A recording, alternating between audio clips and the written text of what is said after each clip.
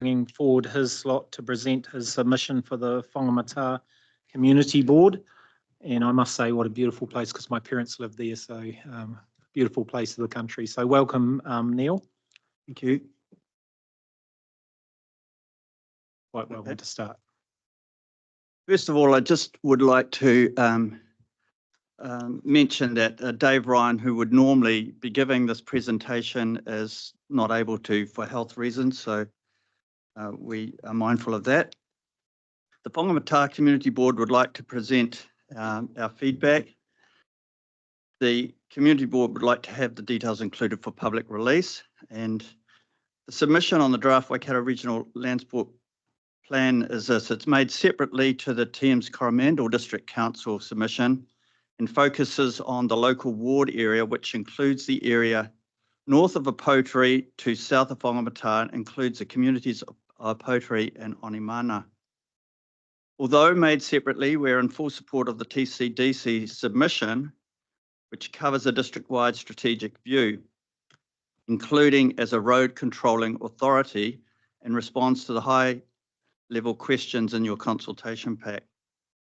The devastating storm events of 2023, compounded by 2 tropical cyclones, wreaked havoc in our local community, leaving residents and visitors stranded and businesses struggling on the brink of collapse. The lack of access to essential services such as healthcare, education and commerce has not only caused immense physical and economic damage, but it's also inflicted severe mental stress on our community members. In light of these challenges, all Whangamatā communities agree they want a more reliable and safe network, and that it is imperative that we fortify our roading network to ensure resilience against future disasters. The recent storm events exposed the vulnerability of our roading infrastructure, leading to widespread disruption caused by flooding and slips. Examples of the impacts are below.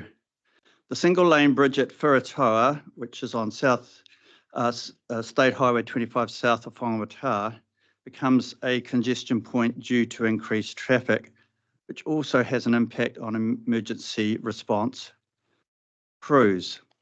Now, it's significant that when State Highway 25A collapsed, that route was the only way out for a large part of the community, and it was the only way out for people even far further north of Whangamatā. That one-lane bridge, if the regional transport people would look at just one thing, and I know we've got a wish list, but that if you could do one thing, it would be to double lane that bridge. That's a very significant focal point for emergency crews and response crews. There are other single-lane bridges becoming congestion points impacting on local people's travel. For example, the State Highway 25 bypass road and in neighbouring Tairua and Pawanui. There are no current alternative routes when closures from slips happen. Possible alternative access ways could be made if there is the opportunity to use land through the forestry. There's increased danger for cyclists with increased traffic. Investment is needed in places like Hetherington Road Causeway and the State Highway 25 bypass road to provide safe cycling connections. Whangamatā building has a world-class cycle off-road bike park, and that Hetherington Road Causeway is a significant narrow point for safety reasons, and cyclists going to the cycle park have difficulties there. So that's another high point on the priority list. A further impact is the increased number of accidents from increased use of State Highway 25 instead of 25A. For example, the section of road between Apotiri and Tramway Gully towards Hikawai. Many of the wooden safety barriers are being damaged and pressure is being put on the back roads. To address these pressing challenges and safeguard the well-being of our communities, we support a comprehensive roading resilience program. This program would involve the upgrading and fortification of key roadways, bridges, and drainage systems to withstand future storms and natural disasters.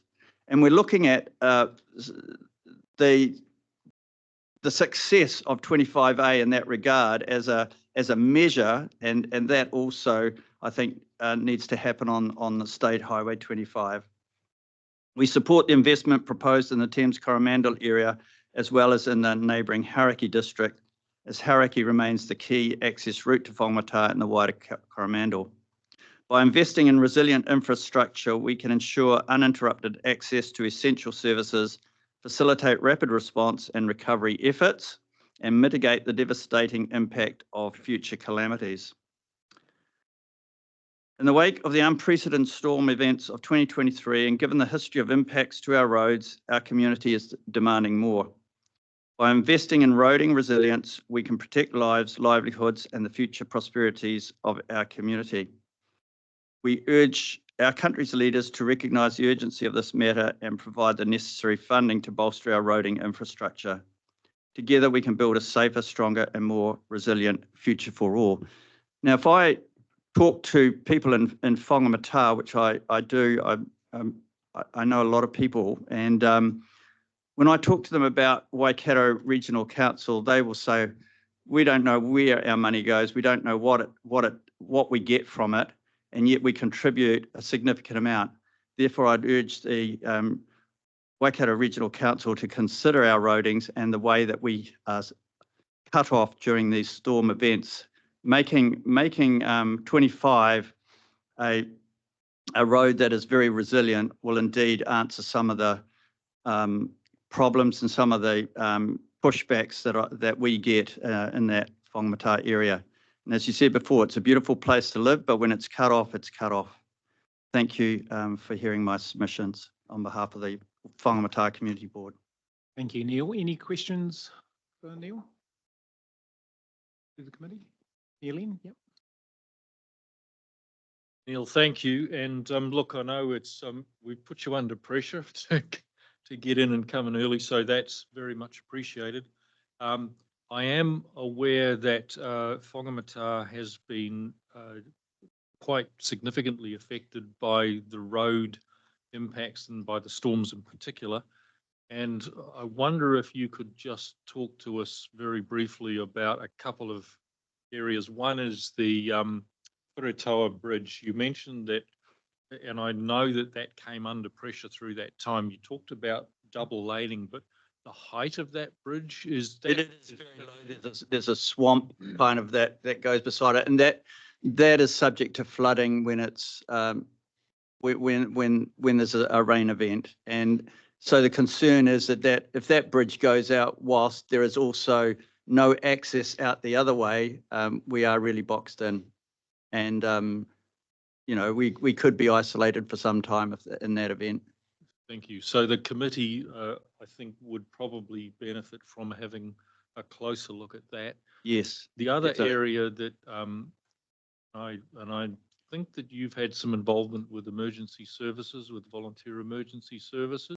I know Dave has. No, I'm not involved in that sector. So you haven't been.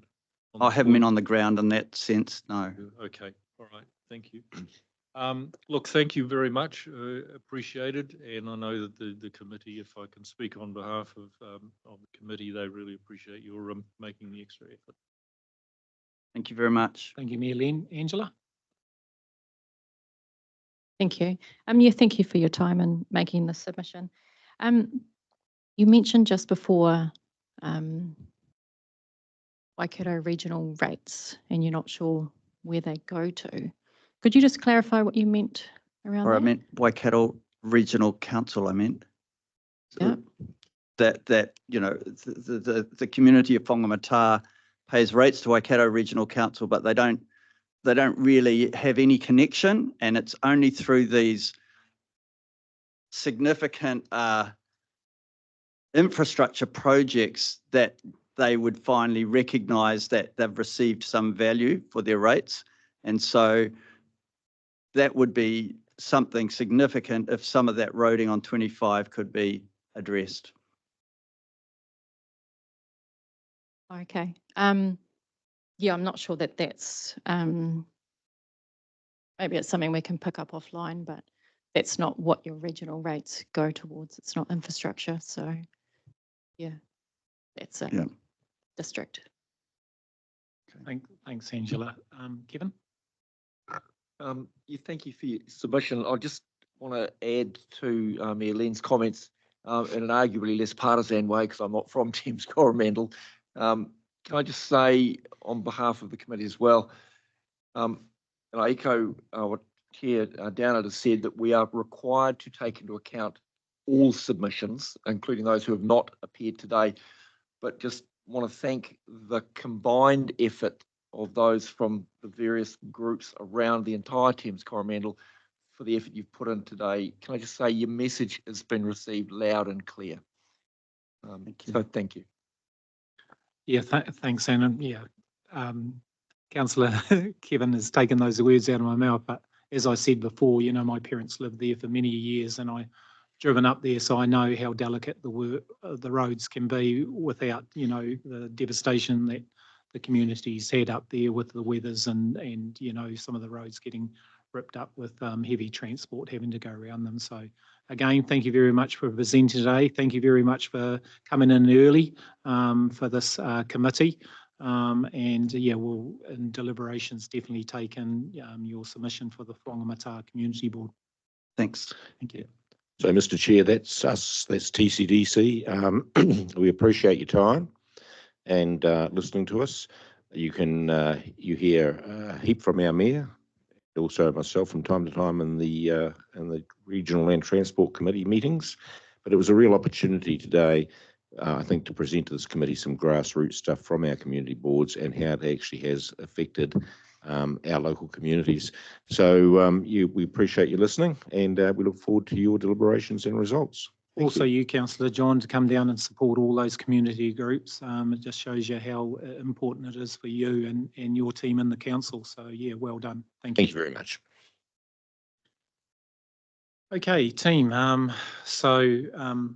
Obviously we've finished a little bit earlier. If there's any discussion that you want to have now, you're quite welcome. Otherwise, we'll close with a karakia. If there's something that you just want to clarify between ourselves and the staff here before we go around the deliberations. And also, I did have a query about the length of deliberations, whether it's just that one day. So any other questions like that, that's what the staff are here for. So I'll start with you, Mayor Len. Sorry, Mr. Chair, on that schedule, Kimberley for Waikato Regional Council, is that just a procedural item?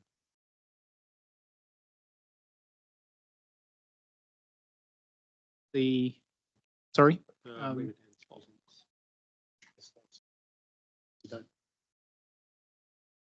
Yeah, it was, sorry, Phil, it was put in red, so I gathered. So, yes, there were several presentations that didn't turn out today, and one of them was the staff submission. We've covered the territory that we would have covered in that within the discussions and the things that have been presented to you as we've gone through the hearings today. So we didn't propose to use that time specifically, but again, we're happy to support any conversation you wanted to have about what you're looking for from staff as we prepare for the deliberations process. Thank you. No, that was just a question I had, got nothing specific. So are we happy about the one-day deliberation? Is the staff happy that we'd get everything through that you'd think with what's hearing through the personal submissions today, or even through the 89 submissions?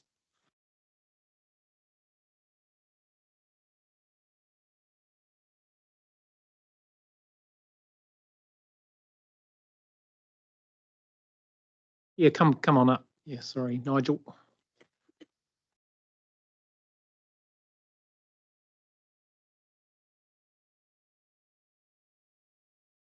Yeah, if there's anything else that you feel through the 89 submissions, not just even the ones that are presented today, that you need clarification for the staff, or the staff clarify something, now's the time.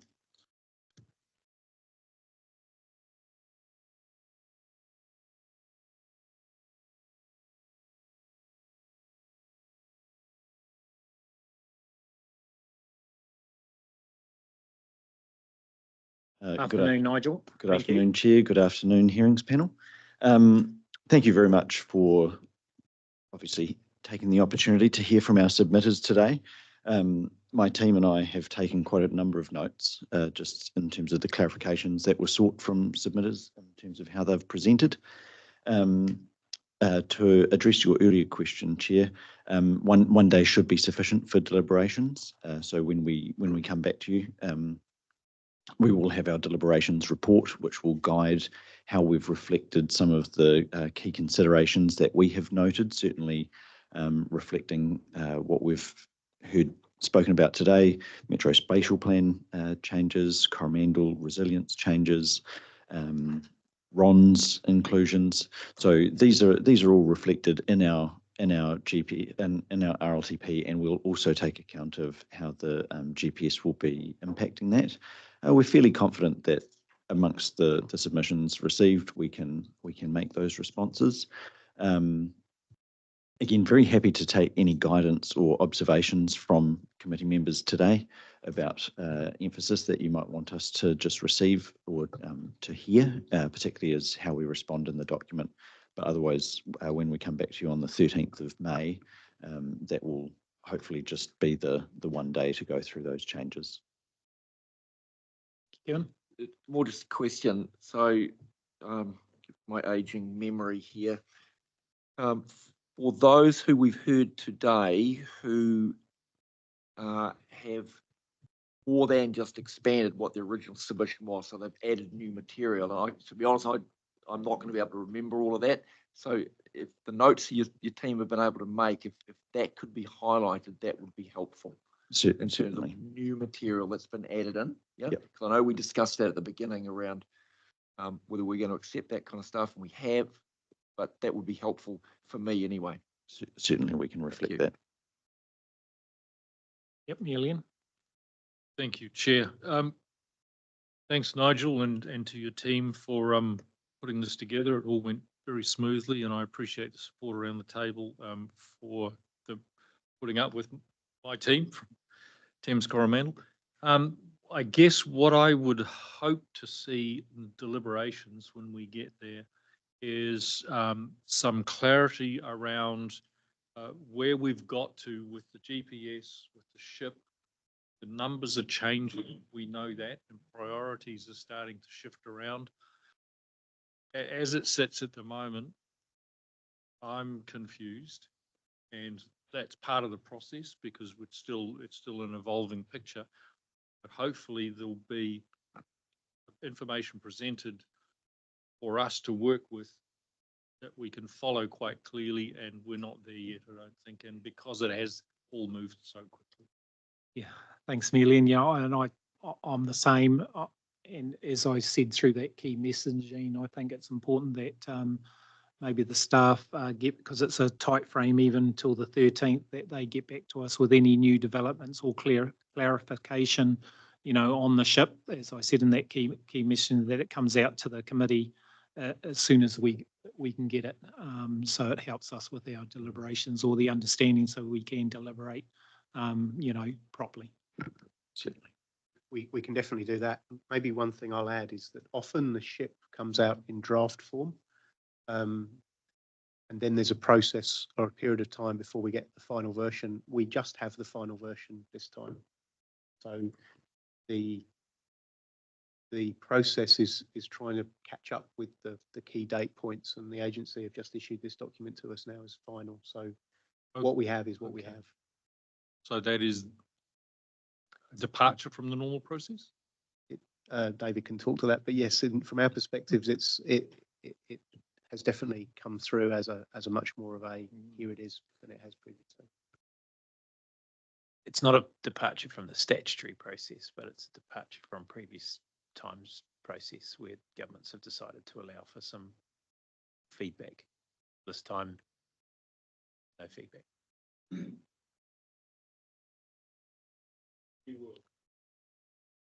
Yeah, Rodney? Just for clarity in my own mind, because the whole committee pretty much built the plan to begin with, and then now we've had a change of government, so the plan's changed. Well, the government's wishes has changed a little bit. and we're listening to submitters. So how, like, I understand as a deliberation committee, we would have just tweaked the plan a little bit, maybe, but when does it become that if we change too much direction, we have to go back to the whole committee, or do we just, can we make the final? Yeah, Nigel. This committee is empowered to make those changes into the recommended final plan. And so part of that then goes forward back to the full RTC to make that final recommendation for approval to the regional council. But this committee here is enabled to effectively make those changes to the final document. It still needs to be formally endorsed at that RTC level. Right, so the full committee will. They do, and then That's it gets kind of passed to yeah. the Waikato Regional Council for formal adoption after that. Can make those changes. Very good. Thank you. Okay, if there's no more questions for the staff. Oh, yes, No, sorry, no, Angela. not a question, just a comment, actually. I've read a few staff reports, submission analysis reports in my time. It was excellent. So whoever wrote it was really super easy read. So thank you, whoever did it. Yeah, and just on that, thank you to Phil and your staff, your team. Yeah, just it went smoothly today, and with the 89 submissions that are coming in, I know this is a big job also to fit in with all the other agencies, you know, stuff that's coming in, ships and GPSs and stuff like that. So, okay, we'll then finish with a karakia. Thanks, Phil. You okay, or? Thanks, everyone.